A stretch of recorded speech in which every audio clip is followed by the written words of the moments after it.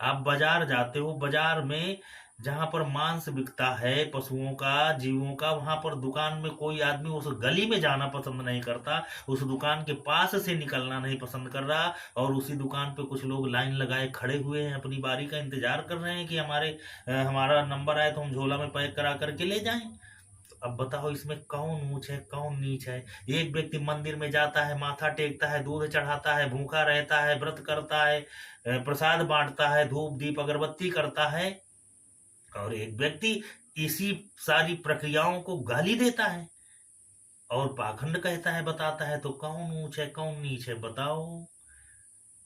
तो नीचता कर्म से होती है, नीचता और ऊंच ये व्यक्ति अपने अपने कर्म से बन जाते हैं। तो ऊंच बनो, श्रेष्ठ बनो, क्यों नीचता के कार्य कर रहे हो।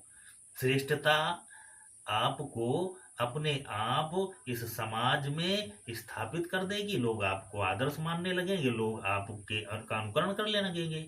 और नीच व्यक्ति भी आदर्श होते हैं, लेकिन वो नीच व्यक्तियों के आदर्श होते हैं। आज नीचता ही आगे बढ़ रही है, तो उनकी प्रभुता और उनकी नीचता को देख करके, केवल अर्थ का देख करके जो लोग प्रसन्न होते हैं, वो नीच व्यक्तियों का भी अनुसरण कर रहे हैं।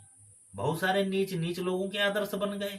तो ऊंच नीच की परिभाषा ये आचार विचार संस्कार से निर्धारित हो जाती है। यहाँ कोई ऊंच नीच जन्म का नहीं, और मृत्यु के बाद भी सब एक ही हैं। जन्म और मृत्यु ये के बीच का जो समय है, यही हमारे कर्मों के आधार पर ऊंच नीच की खाई बना देता है।